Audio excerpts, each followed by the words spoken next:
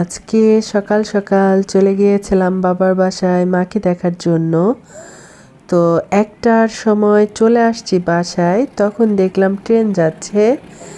আপনাদের সাথে শেয়ার করার জন্য ঝটপট ভিডিওটা করেই ফেললাম। প্রিয় ভাই বোন বন্ধুরা সবাইকে আসসালামু আলাইকুম এবং আদাব। সবাই কেমন আছেন? আশা করছি অনেক অনেক ভালো আছেন।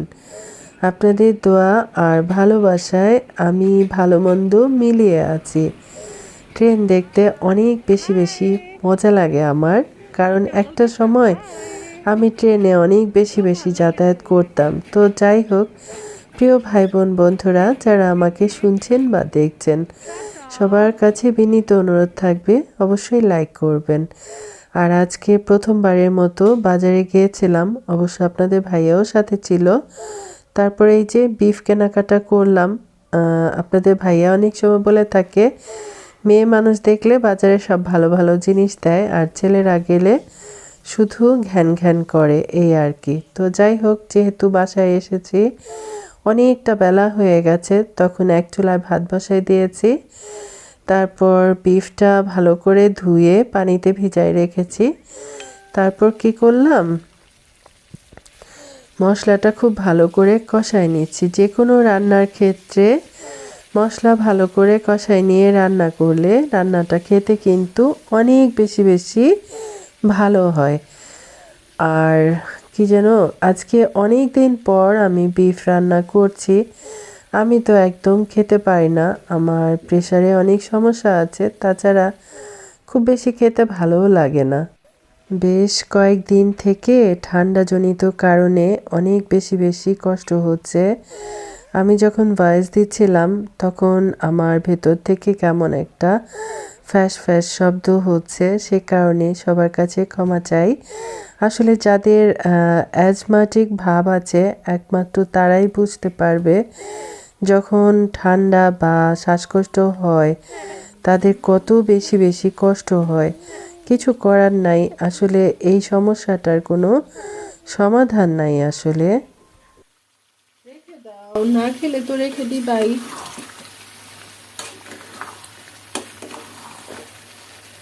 একটা আলু দিলাম। আমার বাসায় সবাই মাংস তরকারির আলুর জন্য, সবাই না সরি, আমি আর আমার মেয়ে মাংস তরকারির আলু খাওয়ার জন্য সবাই অনেক বেশি বেশি পাগল।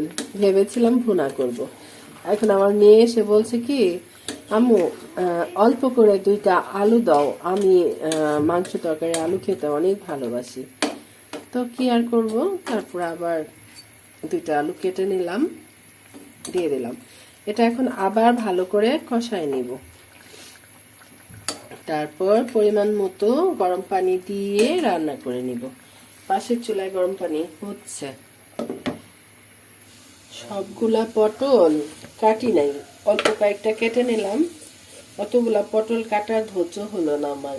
1 চিমটি চিনি দিলাম, আর হলুদের গুঁড়া, মরিচের গুঁড়া, লবণ তো দিয়েছি। আর কোত্থেকে যে এত মশা মাছি আসে আমি নিজেও বুঝি না।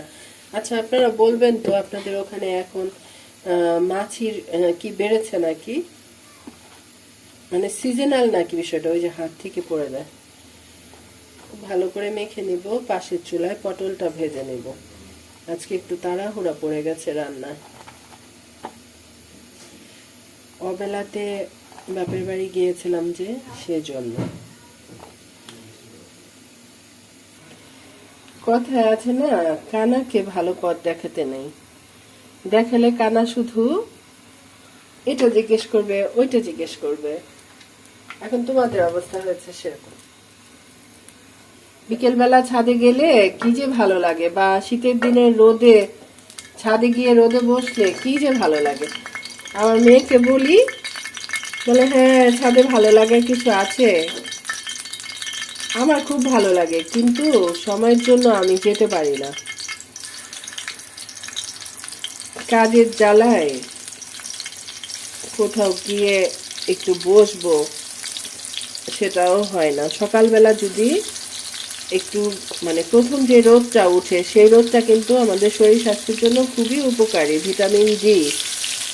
কিন্তু ওই যে নাস্তা বানাও, এই করো সেই করো, আবার দুপুরের রান্নার আয়োজন করো, ঘোড়ার ডিম করো, এগুলো করতে করতে আর নিজের মনের ইচ্ছা পূরণ আর হয় না। এই হলো বিষয়টা। যাই হোক, পাশের চুলায় বিফটা দিয়ে দিলাম, পটলটা ভাজার জন্য এখানে দিয়ে দিলাম। আপনাদের ভাইয়া তো ডায়াবেটিসের মানুষ, তার আবার জলদি জলদি ক্ষুধা পেয়ে যায়, এই জন্য তাড়াহুড়া করছি।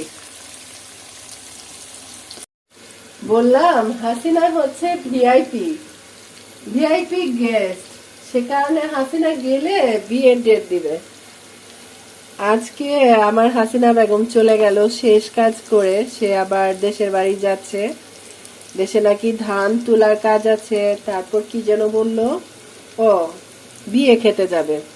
উনি গেলে ওনার মামাতো ভাইয়ের বিয়ের ডেট হবে, তারপর সে বিয়ে খাবে। ওনার জন্য সবাই অপেক্ষা করছে। এটা শুনে আমরা আবার একটু মজা পাইলাম আর কি। বলছে হাসিনা হচ্ছে প্রাইম মিনিস্টার, হাসিনা গেলে বিয়ের ডেট দিবে। আজকে রান্না করতে গিয়ে শুধু রেড ফ্রাইড করছি, একবার এক চুলা থেকে ওই চুলা, ওই চুলা থেকে ওই চুলা, এরকমটা করছি আর কি। তো যাই হোক, বিফটা খুব ভালো করে কষানো হয়ে গেছে, তেলটাও ছেড়ে দিয়েছে।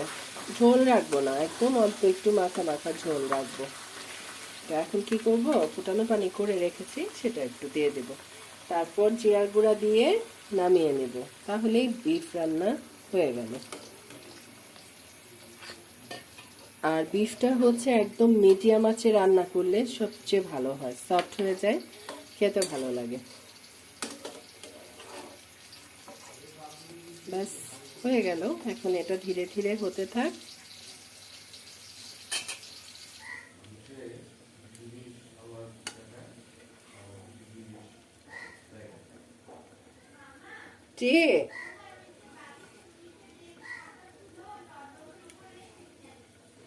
আচ্ছা ঠিক আছে। বিফ রান্না হতে একটু সময় লাগে বেশি, তাই না?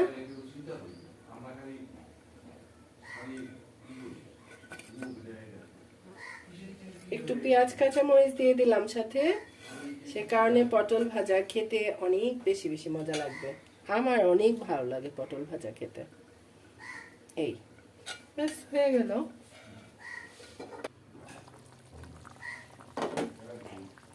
এখন কি করব, জিরার গুঁড়া দিয়ে দেব।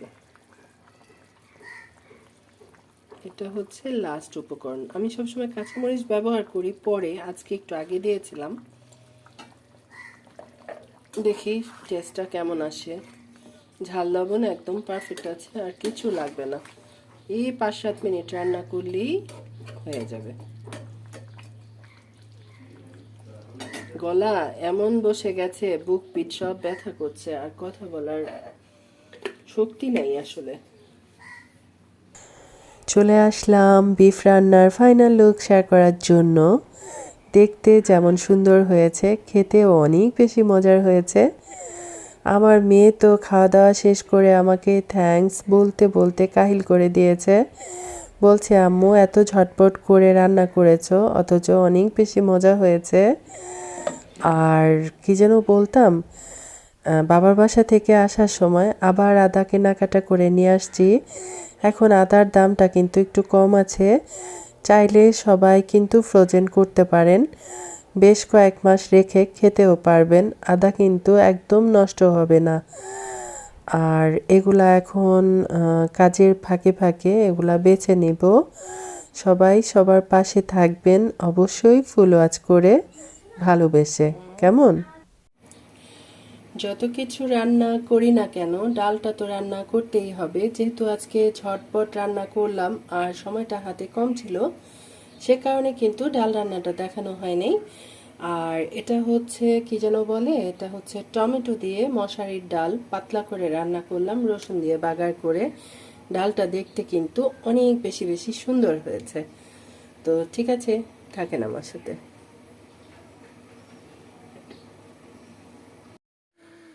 আমি দেখাচ্ছি এখন কটা বাজে।